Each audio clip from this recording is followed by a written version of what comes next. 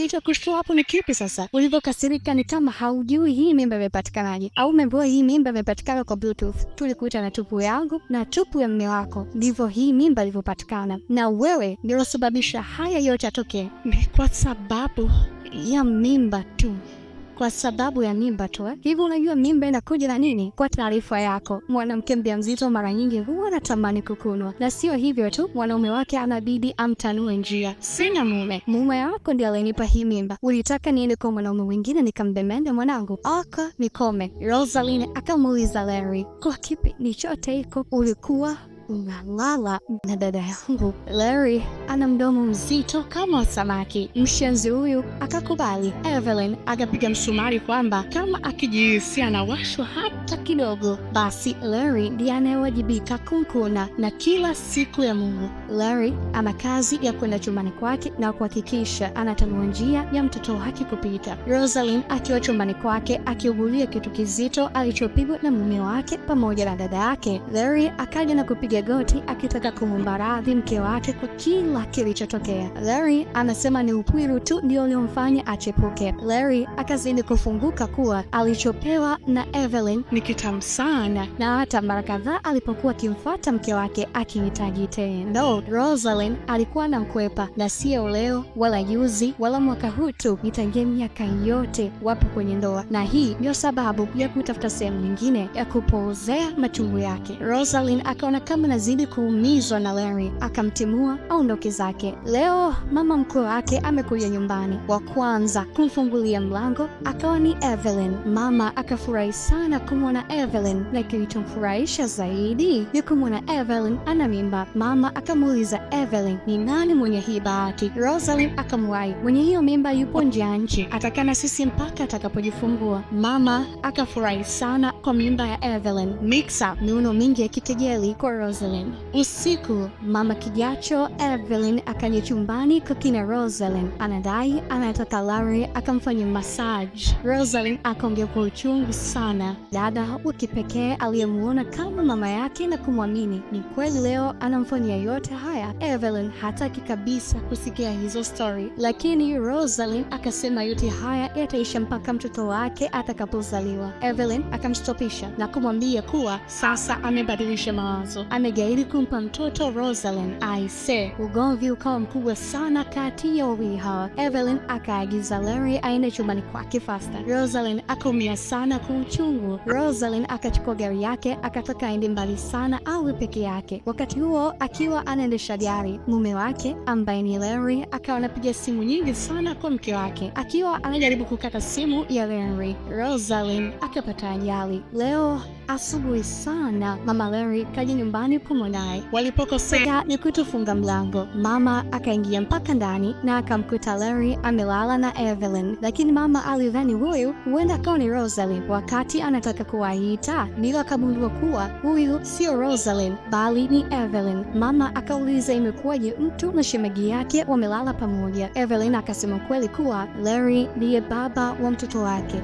Aga, mama aliwaka. Mama akaongea na kuongea na kutomaliza. Wakati unaongea hayo, simu ikaingia kutoka kwa msamaria mwema akimpigia Larry, mke wake ambaye Rosaline amepata ajali kubwa sana ya gari jana usiku. Hivyo basi mpaka pointi iliyopo Larry ajua mke wake amepata ajali, lakini hajui ni wapi na hospitali gani aliyofikia. Mama Larry ndio akazidi kuwaka, anachokitaka ni kumuona mkamwana wake tu. Wakati mama mkwe ameondoka zake, uchungu ukaanza kwa Evelyn. Haraka Larry akabidi amwishe Evelyn hospitali. Wakiwa hospitali, majibu yakatoka ya kwamba Evelyn na mtoto wote wako sawa, lakini Larry hakuwa na furaha kabisa. Badala ya mtoto kuleta furaha kati ya mama na baba, badala yake akaleta vita kati ya baba na mama. Larry na Evelyn wakakata mawasiliano kabisa, japokuwa wanaishi nyumba moja. Leo Larry amerudi nyumbani kwao kabisa. kabisa. Amekuja kwa mama yake ili amwombe radhi kwa kila kilichotokea. Mama hataki kabisa kusikia sentensi yoyote ikitoka kwenye kinywa cha mtoto wake kwa sababu ya ushenzi aliofanya kijana wake. Larry anasema sio yeye aliyepanga yote haya kutokea, bali ni mke wake ambaye ni Rosalind ndiye aliyekuwa nyuma ya mchezo. Lakini mama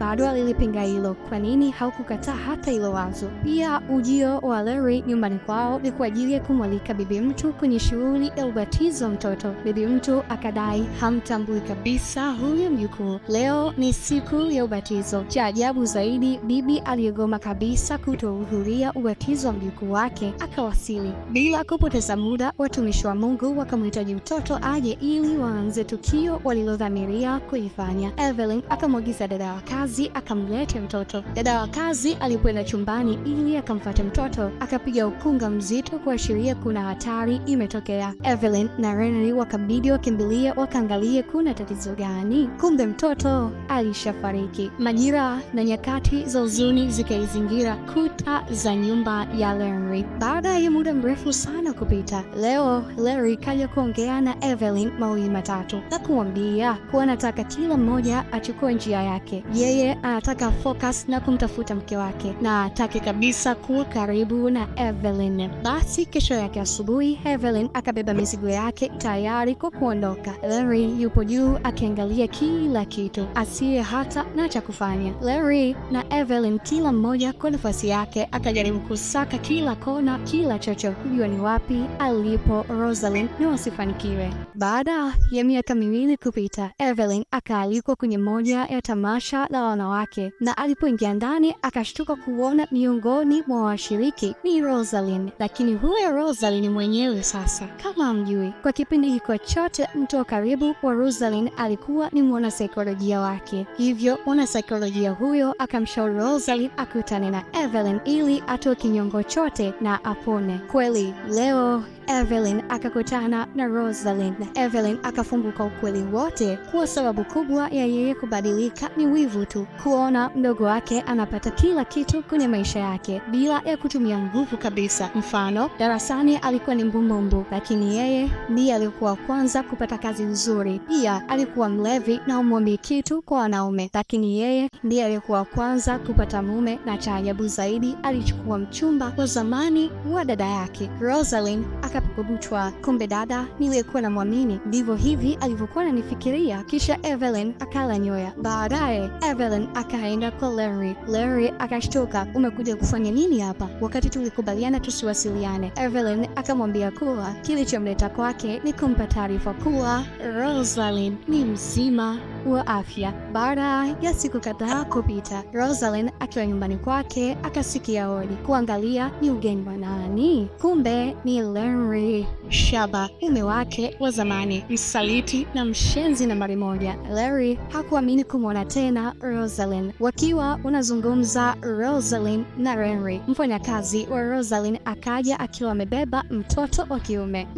Larry akashtuka. Wakiwa ndani, Larry akajieleza jinsi alivyohangaika sana kumtafuta Rosalind. Hapa kupoa sana, mfanyakazi akamletea mtoto mwingine Rosalind ambaye ni binti.